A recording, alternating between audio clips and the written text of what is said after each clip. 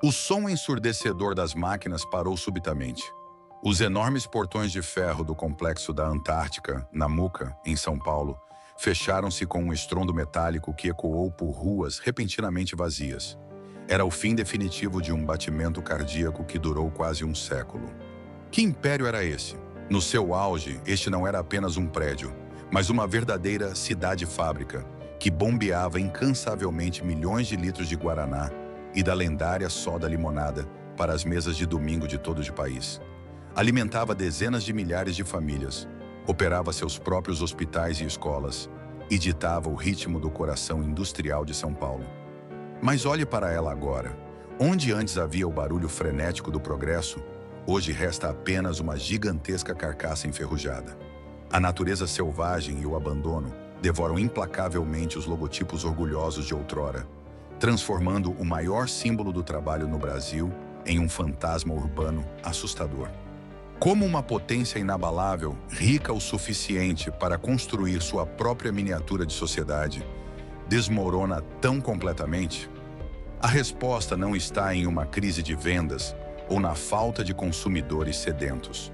A ruína nasceu em uma sala de reuniões luxuosa, onde uma única e fria assinatura salvou a marca, mas condenou milhares de trabalhadores e a fábrica ao extermínio. Esta é a história não contada do complexo da Antártica, uma jornada sobre o preço sombrio da sobrevivência corporativa. O que acontece quando o lucro exige que a história seja apagada? Vamos descobrir como essa engrenagem começou a girar. São Paulo, ano de 1885. Muito antes de a metrópole se transformar na imensa e impenetrável selva de pedra que conhecemos hoje, o ar da cidade ainda carregava o cheiro de terra úmida e o suor de uma nação que tentava desesperadamente se modernizar.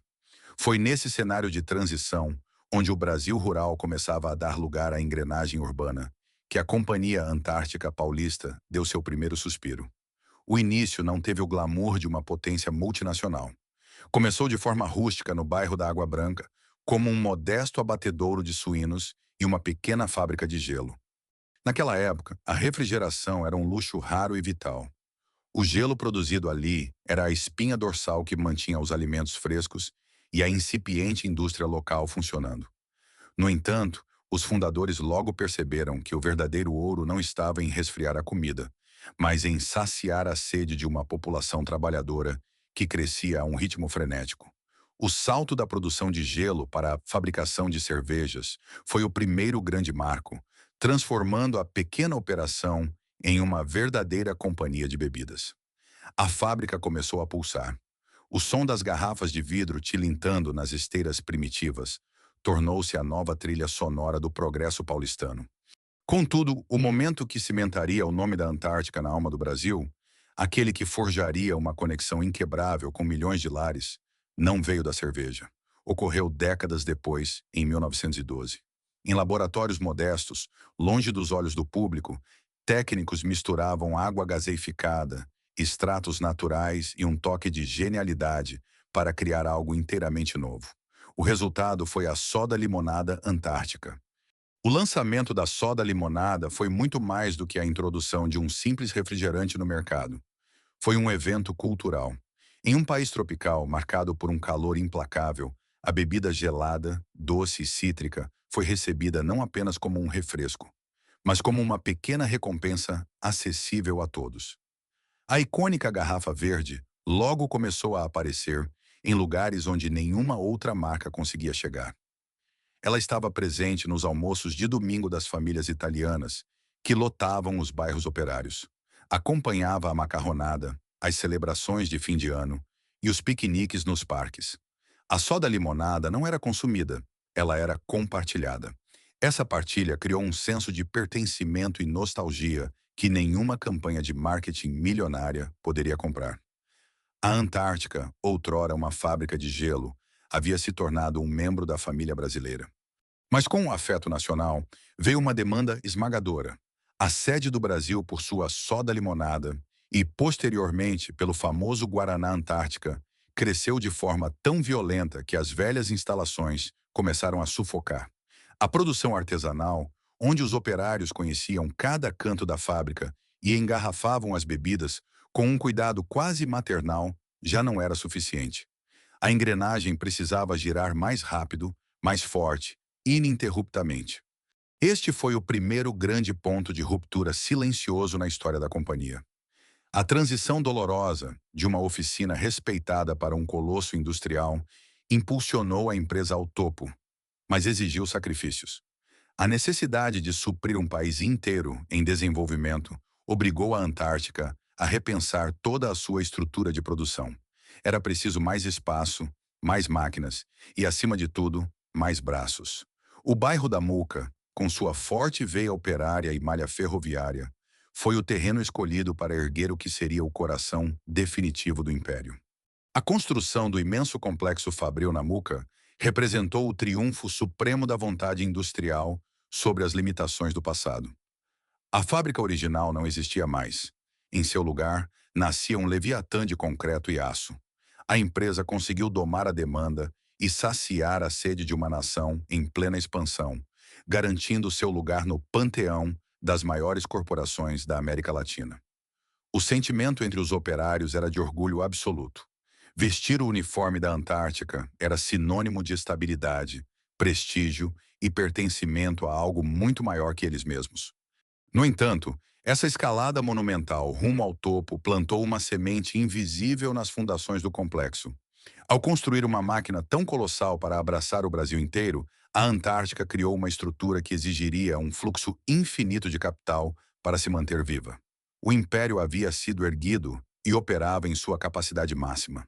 Mas nos corredores recém-inaugurados e nas gigantescas linhas de montagem, uma pergunta começava a ecoar sutilmente sob o rugido dos motores. O que aconteceria com essa estrutura titânica, pesada e custosa, se um dia os ventos da economia mudassem de direção? Nas décadas seguintes à sua fundação, o complexo da Muca transcendeu a definição de uma simples instalação fabril.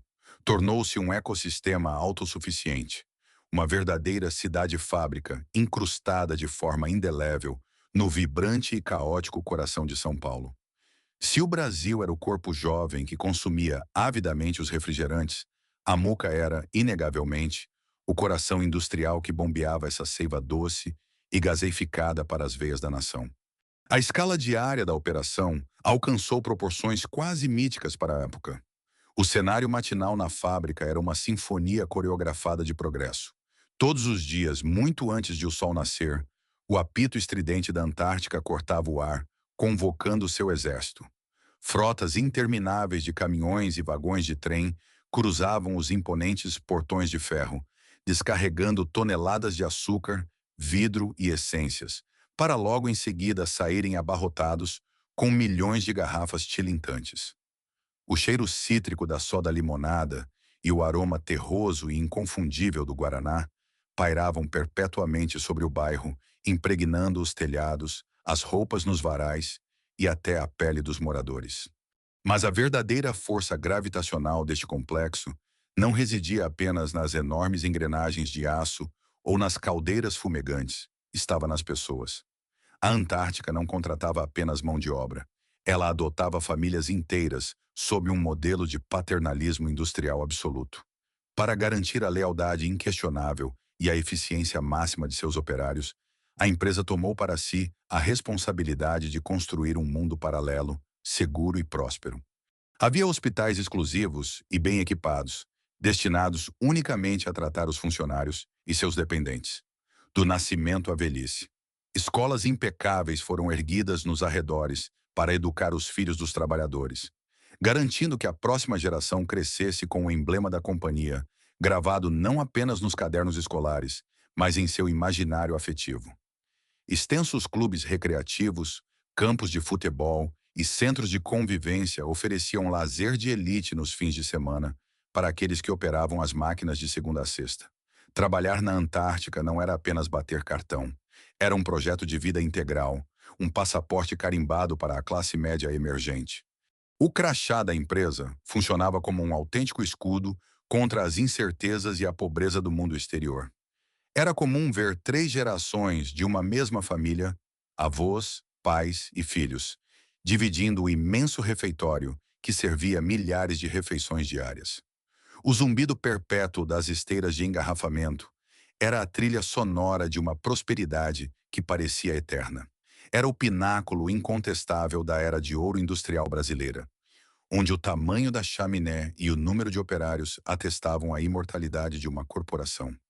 O orgulho era palpável. Vestir o uniforme da companhia era motivo de status nas ruas da Zona Leste paulistana.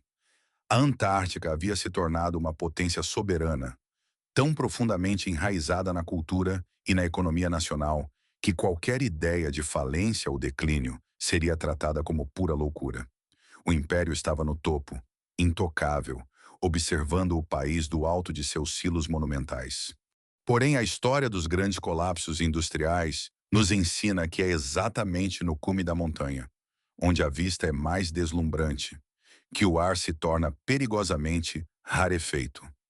O mesmo modelo paternalista que construiu a lealdade incondicional dos operários também forjou, em absoluto silêncio, as pesadas correntes financeiras que começariam a arrastar a empresa para um abismo inevitável. Enquanto as linhas de produção ainda batiam recordes de engarrafamento, uma perigosa e sedutora ilusão de invencibilidade tomou conta das suntuosas salas da diretoria. A primeira rachadura no sólido alicerce deste império não foi causada por um desastre mecânico explosivo, um incêndio ou uma crise de venda súbita. Foi um erro de cálculo sistêmico, silencioso e contínuo, nascido da própria arrogância do sucesso. A manutenção daquela estrutura faraônica exigia fluxos monumentais de capital ininterrupto. Pagar salários justos já era um desafio logístico titânico, mas financiar hospitais, remunerar dezenas de professores, manter clubes imensos e gerenciar toda uma infraestrutura digna de um município autônomo cobrava um preço altíssimo sobre a margem de lucro de cada garrafa vendida. A Antártica havia se tornado uma máquina extraordinariamente rica, porém perigosamente pesada, burocrática e engessada. A complacência rapidamente se enraizou no terreno fértil do sucesso absoluto. Como dominavam o mercado interno de forma quase monopolista e desfrutavam da devoção cega de milhões de consumidores fiéis, os altos executivos fecharam os olhos para uma necessidade vital no implacável mundo corporativo: a otimização contínua de processos e a modernização ágil. Eles acreditavam genuinamente que a magnitude física e histórica do complexo da Muca os blindava contra qualquer ameaça externa ou flutuação de mercado.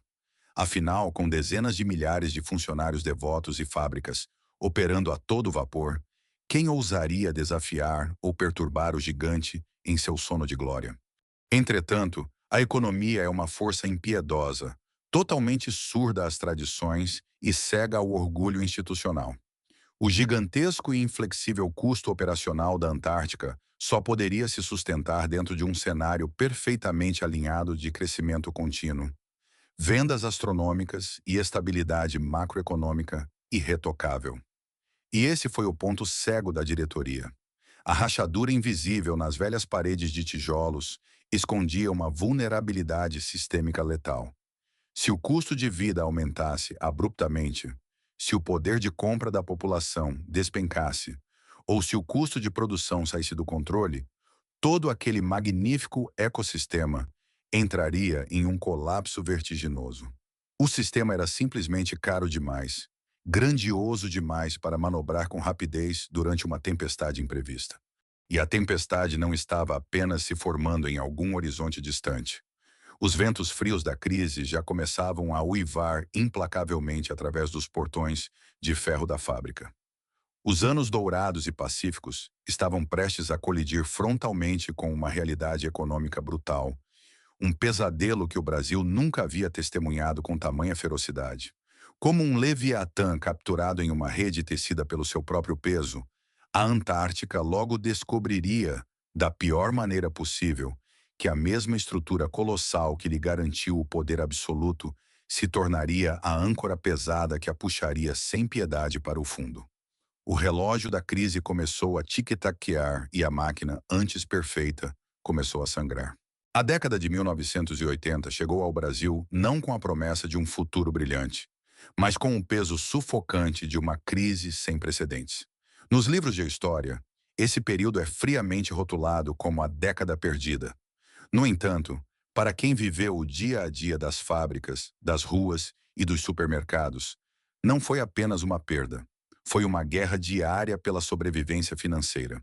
O vilão dessa era tinha um nome que ainda causa calafrios em gerações de brasileiros: a hiperinflação. E foi exatamente esse dragão invisível que transformou a maior força da Companhia Antártica Paulista em sua mais letal vulnerabilidade. Para entender o impacto devastador da hiperinflação no Complexo da Muca, é preciso primeiro compreender a mecânica de um império industrial daquele tamanho. A Antártica não era uma empresa ágil. Era um leviatã.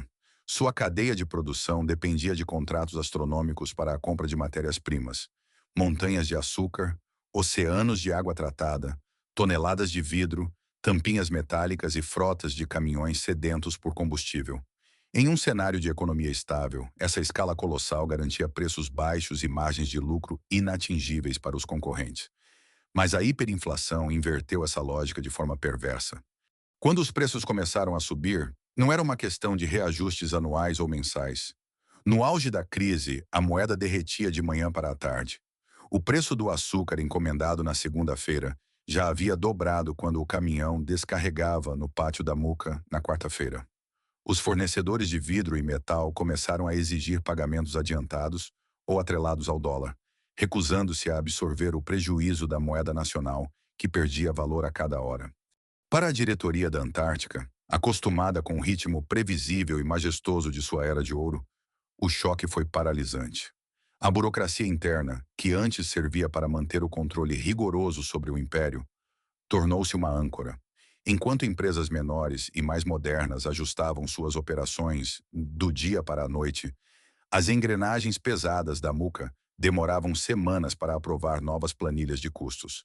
A máquina continuava a engarrafar milhões de litros de soda-limonada e guaraná, mas pela primeira vez em sua história centenária, quanto mais a fábrica produzia, mais confusa e corroída ficava a sua margem de lucro.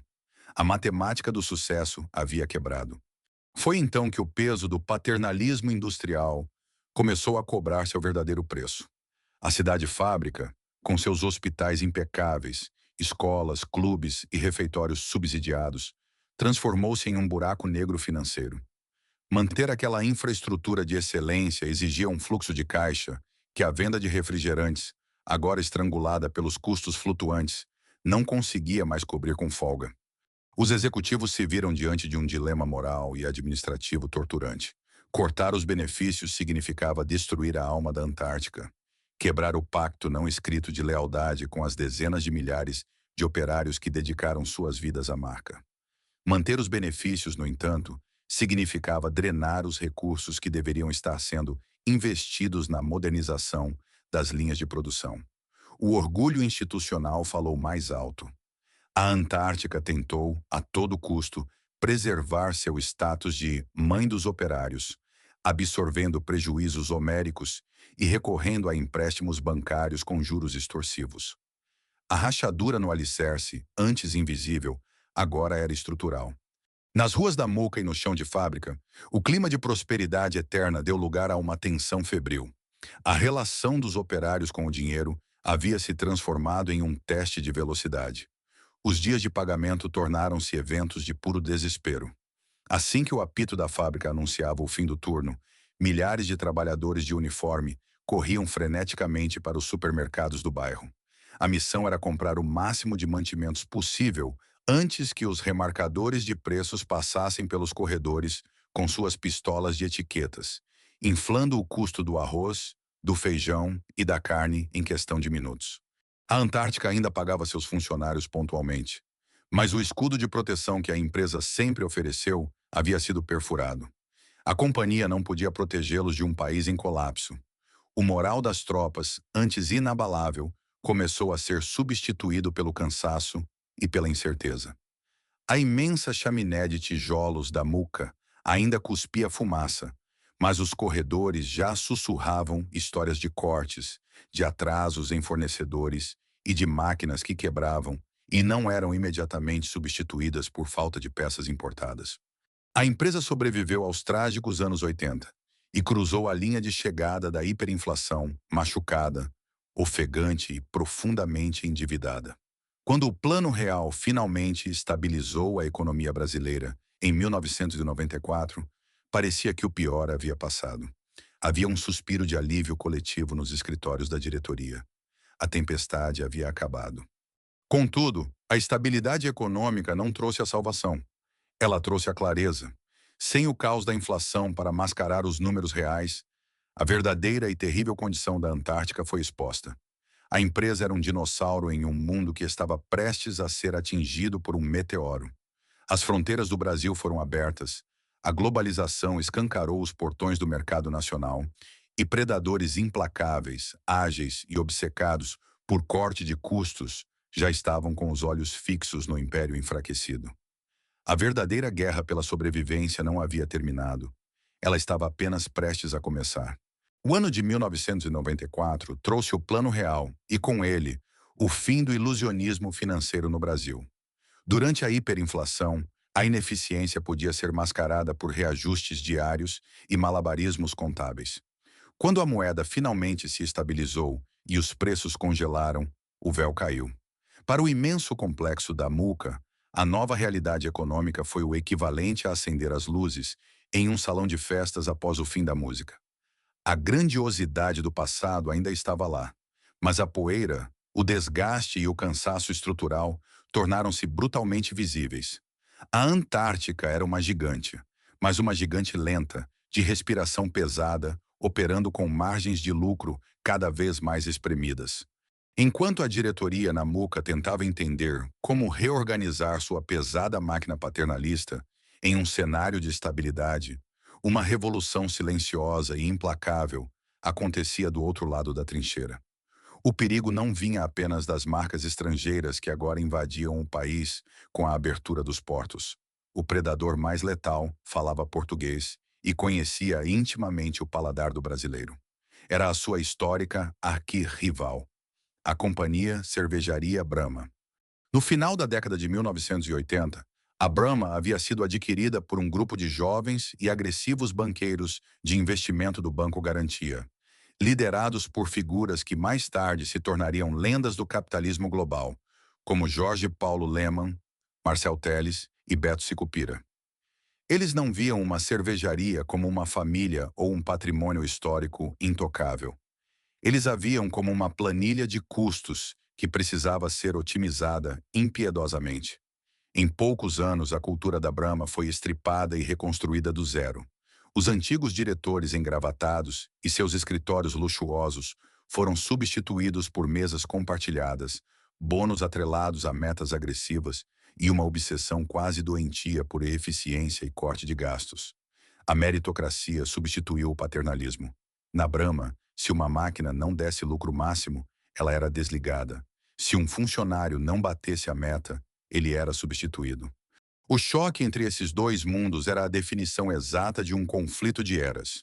De um lado, a Antártica, encastelada na Muca, ostentando seus hospitais, clubes recreativos, refeitórios monumentais e uma folha de pagamento inflada pelo compromisso histórico com milhares de famílias.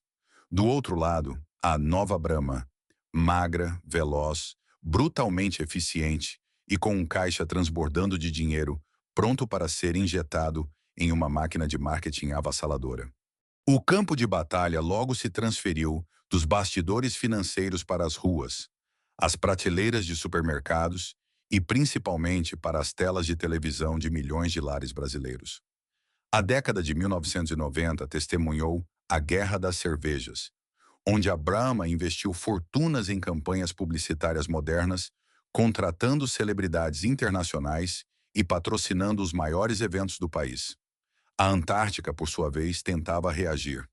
Lançava novos produtos, patrocinava o carnaval e lutava bravamente para manter sua fatia de mercado. O Guaraná Antártica ainda era um campeão invicto de vendas, uma verdadeira paixão nacional que sustentava grande parte da receita da companhia. Mas no setor de cervejas, onde as verdadeiras fortunas eram feitas, a Brahma começava a abrir uma vantagem perigosa. Dentro do complexo da Muca, o clima de apreensão deixou de ser um sussurro nos corredores e tornou-se a pauta principal. A diretoria da Antártica, historicamente orgulhosa e autossuficiente, percebeu que não poderia vencer a guerra lutando com as armas do passado. A fábrica operava em sua capacidade máxima, mas o maquinário, embora imponente, começava a dar sinais de obsolescência tecnológica em comparação com as novas plantas industriais automatizadas que os concorrentes estavam erguendo pelo país. Cada gota de desperdício na linha de engarrafamento, cada funcionário excedente na logística, cada benefício histórico mantido na folha de pagamento era um centavo a menos para investir em modernização e publicidade. O diagnóstico financeiro era frio e inegociável. O modelo de cidade-fábrica havia se tornado um luxo insustentável. Para competir com a máquina de guerra financeira que a Brahma havia se tornado, a Antártica precisaria sacrificar a própria alma que a tornou tão amada por seus operários.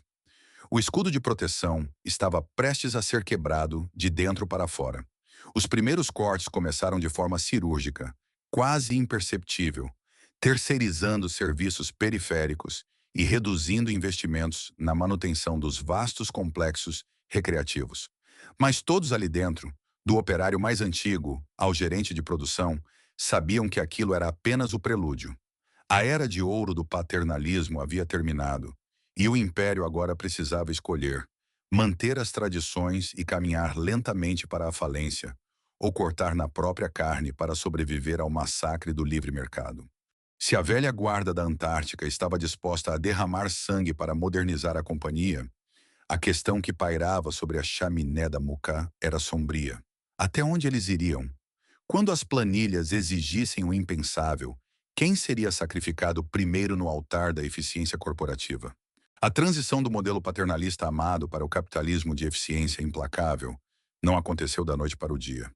Foi uma morte lenta, orquestrada por planilhas financeiras e executada em um doloroso silêncio. Para os diretores da Antártica, a matemática era fria e inegável. A empresa precisava sangrar suas antigas tradições se quisesse ter alguma chance de sobrevivência na arena brutal contra a nova Brahma. Mas para os operários que caminhavam pelas ruas da Muca, cada corte não era visto como um mero ajuste fiscal. Era sentido como uma traição imperdoável. O primeiro golpe veio disfarçado sob o verniz da modernização corporativa. Com a justificativa de que a empresa precisava concentrar todas as suas energias e capitais no seu core business, a produção e distribuição de bebidas, os serviços periféricos que antes formavam a alma da companhia começaram a ser impiedosamente terceirizados ou extintos. Os hospitais exclusivos, que por décadas garantiram a saúde, os nascimentos e o tratamento de gerações inteiras de trabalhadores, tiveram suas portas fechadas, obrigando as famílias a recorrerem à rede pública ou a planos de saúde limitados. A mensagem que antes existia apenas nas entrelinhas dos discursos da diretoria, agora ecoava cristalina pelos corredores de tijolos aparentes. A Antártica não era mais uma mãe protetora, era apenas uma empregadora. Essa quebra abrupta do contrato social invisível provocou um choque sísmico na moral da tropa. Operários que ostentavam com orgulho crachás, com 30, 40 anos de casa, de repente se viram como peças descartáveis em uma máquina que eles mesmos ajudaram a construir. O imenso clube recreativo, antes o palco glorioso das festas épicas de fim de ano, das partidas de futebol acirradas aos domingos e do convívio fraterno, começou a sofrer com a falta severa de manutenção. A grama alta, as paredes descascadas e os espaços vazios tornaram-se o retrato físico e melancólico de uma era que definhava a olhos vistos. A mítica cidade-fábrica estava, peça por peça, sendo desmontada de dentro para fora. No chão de fábrica, a camaradagem de outrora foi engolida pela paranoia da sobrevivência. A automação, antes vista como uma ferramenta auxiliar para aliviar o esforço físico, agora chegava sob a forma de maquinários importados capazes de realizar o trabalho de 20 homens na linha de engarrafamento. Para tentar competir com os custos agressivamente baixos da concorrência, a Antártica precisou enxugar sua imensa folha de pagamento. As demissões, que no passado eram eventos raros e cercados de imenso tabu, tornaram-se uma rotina semanal assustadora. O apito da fábrica, outrora o som reconfortante do progresso e da estabilidade, já não soava como um chamado. Para muitos pais de família, soava como uma sirene de alarme, anunciando quem seria o próximo a ser forçado a entregar o uniforme verde. Enquanto o tecido social que sustentava a Muca era rasgado, a diretoria tentava, em um esforço desesperado, converter a economia de custos em poder de fogo no mercado. Campanhas publicitárias milionárias e agressivas foram lançadas na tentativa de estancar a sangria. O Guaraná Antártica ainda segurava as trincheiras com bravura, atuando como um verdadeiro bastião de orgulho e a principal fonte de oxigênio financeiro. No entanto, no lucrativo e decisivo mercado de cervejas, a marca perdia terreno de forma alarmante, mês após mês. A Brahma, operando com uma gestão de precisão quase militar e cofres transbordando, ditava todas as regras do jogo, dominando patrocínios esportivos e esmagando a concorrência nas prateleiras. A Antártica queimava milhões na fogueira do marketing, tentando acompanhar o ritmo, mas era uma corrida estruturalmente inglória. Cada real economizado com a demissão dolorosa de um operário antigo ou com o fechamento de um refeitório histórico parecia desaparecer instantaneamente no abismo das guerras de preços nos supermercados. A empresa havia aceitado sacrificar sua alma, sua cultura centenária e a lealdade incondicional de sua força de trabalho na esperança cega de se transmutar em uma máquina de guerra corporativa moderna. Contudo, o desmanche interno não trouxe a salvação ágil que as planilhas prometiam. Trouxe apenas a exaustão profunda de um sistema em colapso. A companhia havia se tornado uma versão mutilada e confusa de si mesma, presa em um limbo corporativo cruel. Já não era mais a família acolhedora e invencível do passado, mas também era pesada demais para ser a corporação letal e dinâmica do futuro. A rachadura, que outrora era apenas uma ameaça estrutural silenciosa, agora dividia a empresa ao meio, expondo suas engrenagens enferrujadas ao mundo. E, no horizonte cada vez mais escuro, o mercado começava a sussurrar sobre um movimento tectônico iminente que reescreveria a história da indústria nacional para sempre. A pergunta que aterrorizava os escritórios da Muca já não era se a Antártica conseguiria vencer a guerra, mas sim, quanto tempo mais o gigante ferido conseguiria permanecer de pé, sozinho, antes de ser devorado. O calendário marcava o ano de 1999. Para o mercado financeiro, era o alvorecer de uma nova era de globalização feroz, onde apenas os gigantes absolutos sobreviveriam. Para os corredores e refeitórios remanescentes do complexo da Muca, no entanto, o clima era de um velório arrastado e silencioso. A guerra de atrito contra a Brahma havia exaurido a Companhia Antártica Paulista. Apesar das dolorosas rodadas de demissões e do desmanche cruel de seu modelo paternalista, a matemática teimava em não fechar.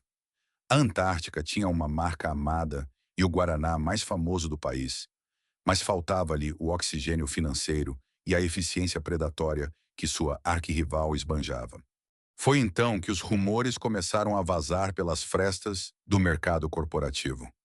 Eram sussurros tão absurdos que, inicialmente, foram tratados como piada entre os operários mais antigos. Dizia-se que as duas inimigas mortais, que passaram o último século disputando cada centímetro de balcão de bar e cada segundo de publicidade na televisão, estavam conversando em segredo. Para um funcionário da Antártica, aliar-se à Brahma era uma heresia inconcebível. Era a negação de 100 anos de história. Mas o capitalismo não tem religião, nem memória afetiva. Em julho de 1999, o impensável foi anunciado em rede nacional, causando um terremoto na economia brasileira. Antártica e Brahma não eram mais rivais. Elas haviam assinado um acordo colossal para fundir suas operações e criar uma nova superpotência global. A Companhia de Bebidas das Américas, a Ambev. Diante das câmeras e dos microfones da imprensa, os executivos de ambos os lados sorriam, trocavam apertos de mão e falavam em fusão de iguais, em sinergia e na criação da primeira multinacional brasileira de classe mundial. O discurso oficial era impecável, projetando uma união harmoniosa que dominaria o continente. Contudo, assim que os flashes das câmeras se apagaram e as portas das salas de reunião se fecharam, a dura e fria realidade do acordo tornou-se inegável. Não foi uma união de iguais. Foi, na prática, uma aquisição disfarçada. A cultura magra, agressiva e obcecada por resultados da antiga Brahma, moldada por uma mentalidade de banco de investimentos, engoliu a estrutura burocrática e cansada da Antártica em questão de semanas. Os novos donos do poder não tinham qualquer apego sentimental pelos imensos galpões de tijolos expostos da Muca, nem pelas tradições seculares que ainda resistiam por ali. Eles operavam baseados em uma única e implacável diretriz: a maximização do lucro líquido e a eliminação sumária de qualquer redundância operacional. Para a força de trabalho da Antártica, o choque cultural foi devastador. De repente, gerentes históricos foram sumariamente substituídos por jovens executivos de terno impecável, armados com planilhas de Excel e um vocabulário repleto de termos financeiros. A meritocracia brutal substituiu qualquer resquício de lealdade institucional. O legado de uma vida inteira dedicada à fábrica não valia mais nada se o operário não atingisse as novas e estratosféricas metas de produtividade. O sentimento de pertencimento, que já havia sido gravemente ferido nos anos anteriores, foi finalmente aniquilado. O crachá verde com os pinguins da Antártica, antes um passaporte de orgulho e segurança, agora era visto pelos novos gestores como um símbolo de ineficiência, uma relíquia de um passado que precisava ser apagado. A engrenagem do novo Leviatã chamado Ambev começou a girar com uma força avassaladora.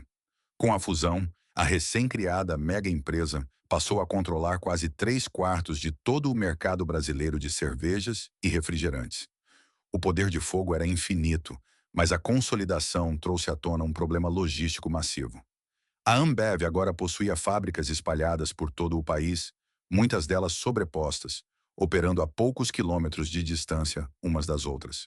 A Muca, que um dia foi a joia da coroa do Império Industrial Paulista, de repente se viu sob o escrutínio implacável de uma nova auditoria. A fábrica era imensa, sem dúvida, mas também era velha, encravada no meio de um bairro que havia se tornado densamente urbanizado, com um trânsito caótico que dificultava o escoamento logístico. Suas caldeiras e esteiras, embora cheias de história, não conseguiam competir com a eficiência das novas plantas industriais totalmente automatizadas, erguidas no interior do estado. As planilhas não mentiam, e os executivos da Ambev não hesitariam em tomar a decisão que a antiga diretoria da Antártica passou uma década evitando. O destino do imenso complexo operário estava selado em relatórios financeiros assinados a portas fechadas. A verdadeira pergunta que ecoava agora no silêncio angustiante do chão de fábrica não era mais se haveria novos cortes, mas sim, quando o machado final cairia sobre o coração de tijolos da Muca. O veredito final não desceu sobre a Muca com o estrondo de uma explosão, mas com o farfalhar gélido de papéis, o clique de mouses e as assinaturas em escritórios de vidro muito distantes da realidade da fábrica. A nova diretoria da Ambev, munida de calculadoras e planilhas financeiras, onde não havia espaço para nostalgia, chegou à conclusão matemática que todos temiam. O complexo da Antártica Paulista era um Leviatã anacrônico. Em meio a uma malha urbana densamente povoada, com um trânsito caótico que asfixiava qualquer operação logística moderna e custos de manutenção estratosféricos, a fábrica centenária simplesmente não tinha lugar no implacável século XXI. O anúncio oficial do encerramento das atividades caiu sobre as ruas do bairro, não como uma surpresa imprevisível. O desmanche interno já sangrava a empresa há quase uma década, mas com o peso físico e devastador de um luto há muito evitado, porém finalmente confirmado. Os últimos dias de operação na Muca foram marcados por uma atmosfera surreal, uma mistura asfixiante de dever e despedida. Homens e mulheres, muitos com os cabelos já grisalhos e ostentando 3 ou 4 décadas ininterruptas de serviço no crachá, caminhavam pelos imensos corredores de tijolos aparentes, como fantasmas habitando as ruínas de seu próprio império. A ordem corporativa era pragmática: cumprir os últimos lotes de produção encomendados e, imediatamente a seguir, dar início ao doloroso processo de desmontagem física das instalações. A ironia contida nessa diretriz era de uma crueldade poética. Os mesmos operários que suaram para erguer, manter e operar a grandeza daquela fábrica eram agora os encarregados de desparafusar suas engrenagens e embalar os pedaços de sua própria história. O ecossistema ao redor da fábrica começou a morrer em sincronia. Os pequenos comércios da Muca, as padarias que serviam milhares de pães com manteiga nas madrugadas, os bares onde as rodadas de cerveja celebravam o fim dos turnos, as pensões que abrigavam os trabalhadores de fora, viram sua clientela evaporar do dia para a noite. A cidade-fábrica estava sendo desconectada dos aparelhos e o bairro inteiro sentia a queda de pressão. Lá dentro, o cheiro doce e cítrico do xarope de guaraná e da soda limonada, que havia impregnado as paredes, o madeiramento do teto e a própria alma da Zona Leste por mais de um século, começou lenta e inexoravelmente a se dissipar. Uma por uma, as gigantescas e sedentas caldeiras foram desligadas, seus fogos finalmente extintos. As imensas esteiras de metal, que outrora tilintavam ensurdecedoramente com milhões de garrafas de vidro esverdeado, foram paralisadas, criando um vazio sonoro perturbador nos galpões. O maquinário mais moderno e eficiente foi rapidamente encaixotado para ser transferido para as novas fábricas do interior do estado. O maquinário mais antigo, pesado e obsoleto foi categorizado friamente como sucata industrial e vendido por quilo. No dia do último turno de trabalho, o céu de São Paulo parecia refletir a melancolia do chão de fábrica. Não houve discursos corporativos grandiosos, placas comemorativas ou festas de despedida que pudessem apaziguar a dor da ruptura. Houve apenas o som metálico dos armários sendo esvaziados pela última vez e o olhar marejado, porém digno, de milhares de pais e mães de família entregando seus uniformes verdes à administração. O pacto silencioso de uma vida inteira havia sido encerrado. E então aconteceu. O apito da fábrica, o mesmo som estridente e inconfundível que por gerações ditou o ritmo de vida de todo um bairro, anunciando o despertar, os horários de almoço e o alívio do fim do expediente, soou pela última vez. Foi um gemido longo, grave e metálico que ecoou pelas ruas de paralelepípedo e cortou o ar cinzento da capital paulista como um último suspiro de resistência. Mas diferentemente de todos os dias do século passado, desta vez os operários sabiam que não haveria um amanhã para religar os motores. O que se seguiu ao último eco daquele apito foi algo que a Muca não conhecia desde o final do século XIX. Um silêncio profundo, pesado, ensurdecedor e absoluto. O coração do Leviatã industrial havia definitivamente parado de bater. As imensas e imponentes portas de ferro fundido foram empurradas, fechando-se com um baque surdo e seladas com cadeados novos, isolando os vastos galpões do mundo exterior. A Ambev seguiu seu caminho triunfante e predatório para se consolidar como o maior império de bebidas do planeta, deixando a fábrica da Muca para trás. No entanto, o encerramento de um CNPJ não apaga a presença física de um colosso de concreto e tijolos. O que acontece com uma cidade-fábrica titânica quando as luzes se apagam, os trabalhadores vão embora e o progresso vira as costas? E como um dos maiores complexos industriais da América Latina, reagiria ao ataque mais implacável e silencioso de todos: o abandono e a passagem impiedosa do tempo. O silêncio que se abateu sobre o número 400 da Avenida Presidente Wilson não era um silêncio pacífico. Era o silêncio pesado e sufocante de um gigante abatido. Para o bairro da Muca e para a cidade de São Paulo, o fechamento do complexo da Antártica não representou apenas o fim de uma operação industrial, mas o surgimento imediato de uma anomalia urbana. Da noite para o dia, um terreno monumental, repleto de galpões colossais, refeitórios, escritórios e praças, transformou-se em uma cidade fantasma, cravada bem no coração de uma das metrópoles mais pulsantes do mundo. Nos primeiros anos após o fechamento, a estrutura ainda mantinha a aura de sua antiga glória, como se estivesse apenas aguardando o fim de um feriado prolongado para que os imensos portões de ferro se abrissem novamente. Mas o tempo, aliado ao abandono, é o predador mais implacável do concreto e do aço. Sem o calor das caldeiras para afastar a umidade, sem os exércitos de faxineiros e mecânicos para consertar telhas quebradas e manter a pintura, a degradação física do império começou a acelerar de forma assustadora. A natureza, sempre à espreita, iniciou sua silenciosa retomada. Trepadeiras começaram a escalar as icônicas paredes de tijolos vermelhos, rachaduras no asfalto do pátio logístico deram lugar a matagais desenfreados, e os vastos galpões de engarrafamento tornaram-se o lar sombrio de pombos e morcegos. As janelas basculantes, antes limpas e abertas para ventilar o calor do progresso, agora exibiam vidros estilhaçados, conferindo à fachada um aspecto melancólico e fantasmagórico. O cheiro doce de xarope de guaraná, que por mais de um século perfumou as ruas ao redor, foi definitivamente apagado, substituído pelo odor acre de mofo, ferrugem e poeira acumulada.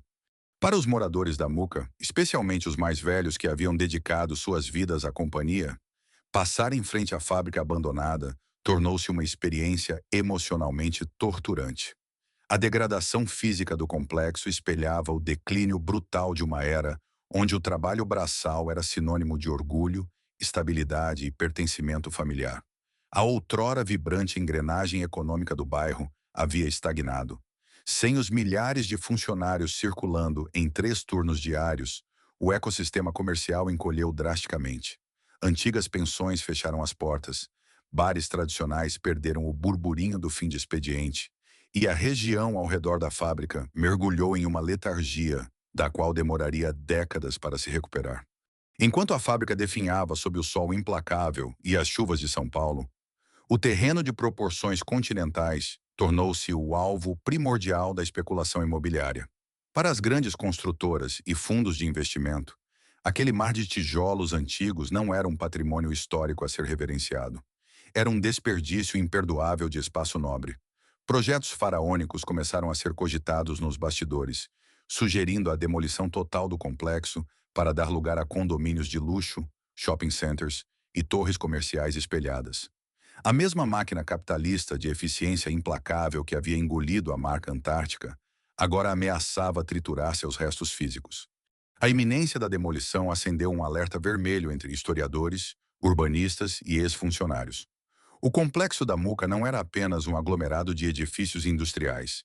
Era o último grande testemunho arquitetônico da Fundação Industrial de São Paulo. Se as escavadeiras removessem aqueles galpões, apagariam para sempre a memória palpável de dezenas de milhares de trabalhadores que construíram a riqueza da metrópole com as próprias mãos. O embate entre o passado e o futuro transformou o cadáver de tijolos da Antártica no epicentro de uma complexa batalha legal e cultural sobre o que deve ser preservado e o que deve ser sumariamente sacrificado em nome do progresso urbano. À medida que o complexo resistia, teimosamente de pé sob o peso do abandono e das longas disputas, a monumental chaminé da fábrica continuava a espetar o céu paulistano. Ela já não soltava fumaça, mas permanecia como um obelisco silencioso, um marco visual inabalável de uma era que não voltaria mais. A questão final, portanto, não era apenas sobre o destino daquelas paredes em ruínas. A verdadeira pergunta que emergia daquela cidade fantasma era ainda mais profunda. Quando as portas se fecham para sempre e o maquinário silencia, o que realmente sobra do império da Antártica Paulista na alma daqueles que ela deixou para trás? Enquanto a carcaça do complexo da Muca apodrecia silenciosamente sob o sol de São Paulo, a criatura que a havia engolido trilhava um caminho diametralmente oposto. Nos anos que se seguiram à fusão, a Ambev não apenas dominou o mercado brasileiro. Ela cruzou fronteiras, engoliu a belga Interbrew, comprou a americana Anheuser-Busch e coroou-se como a AB InBev, o maior império cervejeiro que a humanidade já viu. Os antigos donos da nova Brahma agora ditavam o consumo de bebidas em escala planetária, operando de arranha-céus espelhados em Nova York, São Paulo e Leuven. O contraste era brutal, quase sádico, Enquanto os lucros da multinacional batiam recordes históricos na casa dos dezenas de bilhões de dólares, as raízes de tijolos que ajudaram a financiar esse império desmoronavam lentamente na zona leste paulistana. O embate sobre o destino do imenso terreno culminou em uma vitória parcial, porém melancólica, para a história. Em meados dos anos 2010, após intensa pressão de órgãos de preservação e movimentos civis, grande parte do complexo fabril da Antártica foi oficialmente tombada pelo patrimônio histórico. As caldeiras, a icônica chaminé e as monumentais fachadas de tijolos vermelhos estavam, por decreto legal, salvas das garras das escavadeiras da especulação imobiliária. A memória de cimento e aço havia garantido o direito de continuar existindo. No entanto, no Brasil, o tombamento sem injeção de capital costuma ser apenas uma sentença de morte prolongada, chancelada pelo Estado. Sem permissão para demolir, mas também sem interesse comercial em restaurar uma estrutura tão titânica e custosa, os galpões permaneceram exatamente onde estavam, paralisados no tempo, intocáveis e completamente ocos. A vitória da preservação arquitetônica expôs, de forma irônica, o verdadeiro vazio deixado pela companhia. As paredes podiam ser salvas por um documento, mas a alma da cidade-fábrica, o burburinho de milhares de trabalhadores, o som metálico das garrafas, o orgulho de pertencer a uma instituição maior que si mesmo, jamais poderia ser restaurada. Para a geração de operários que dedicou sua juventude e sua saúde às esteiras de produção da Antártica, o legado da companhia transcendeu o mundo físico. A cada ano que passa, os clubes de ex-funcionários, que antes lotavam salões de festas para celebrar velhas memórias, veem suas fileiras diminuírem. Eles carregam consigo as últimas lembranças vivas de um modelo de capitalismo que, para o bem ou para o mal, não existe mais. Um modelo paternalista, pesado e profundamente humano, onde uma empresa se encarregava de curar os ferimentos, educar os filhos e enterrar os mortos de sua força de trabalho. A queda da Antártica Paulista não foi provocada por um escândalo de corrupção singular ou por uma catástrofe repentina. Foi um colapso sistêmico, desencadeado pela hiperinflação dos anos 80, acelerado pelo choque de abertura de mercado dos anos 90 e finalizado pela ascensão de um modelo financeiro onde a eficiência predatória sempre esmagará a tradição. O complexo da Muca caiu porque tentou enfrentar os mísseis teleguiados do século XXI, usando as baionetas enferrujadas do século XX. Hoje, quem caminha pela Avenida Presidente Wilson e ergue os olhos para a gigantesca chaminé silenciosa, não está apenas olhando para as ruínas de uma cervejaria falida. Está testemunhando o túmulo de uma era inteira da indústria latino-americana. A velha Antártica, com seus pinguins sorridentes, seus hospitais e sua lealdade operária inabalável, foi sacrificada no altar da globalização. Ela não morreu. Ela foi metodicamente desmontada para que um Leviatã muito maior, muito mais frio e infinitamente mais poderoso pudesse nascer. E enquanto o mundo brinda com as cervejas do maior império do planeta, os fantasmas de macacão verde da Muca continuam a vagar por corredores de tijolos que o tempo pacientemente insiste em não esquecer. A história da Antártica Paulista não é apenas o conto trágico de uma fábrica que fechou as portas. É uma lição brutal sobre a ilusão de permanência. Durante mais de um século, milhares de pessoas olharam para a monumental chaminé da Muca e viram ali o retrato do infinito. Acreditava-se que o tijolo e o aço, combinados com o suor de gerações e um modelo paternalista de cuidado, construíam algo inquebrável, um ecossistema industrial à prova do tempo. No entanto, o colapso estrutural desse gigante nos ensina que, no tabuleiro do capitalismo moderno, o mundo físico invariavelmente se curva ao abstrato. As fábricas reais, com seus cheiros cítricos impregnados na madeira, suas caldeiras ardentes e seus operários de carne e osso, foram devoradas por uma matemática silenciosa. Planilhas de eficiência, margens de lucro líquido e fusões assinadas em salas de reunião assépticas e distantes. A Ambev não precisou disparar um único projétil físico para conquistar a Muca. Ela simplesmente reescreveu a equação da sobrevivência corporativa, provando que a eficiência predatória sempre obliterará a tradição. O que resta hoje na Avenida Presidente Wilson é um memorial não oficial de um contrato social rompido. Um lembrete sombrio de que, na era da globalização absoluta, nenhuma corporação é grande ou mãe o suficiente para proteger seu legado da lógica implacável do mercado. O Leviatã de tijolos precisou cair para que o império invisível das ações globais pudesse ascender e dominar o mundo.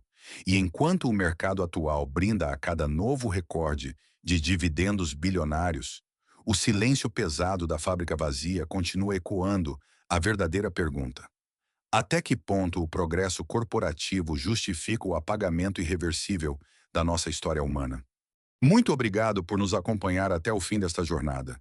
Se a trajetória da Antártica e da Muca ressoou com você, por favor, deixe seu comentário abaixo, compartilhando sua visão sobre o impacto dessas gigantescas mudanças industriais nas nossas cidades e nas vidas de pessoas comuns.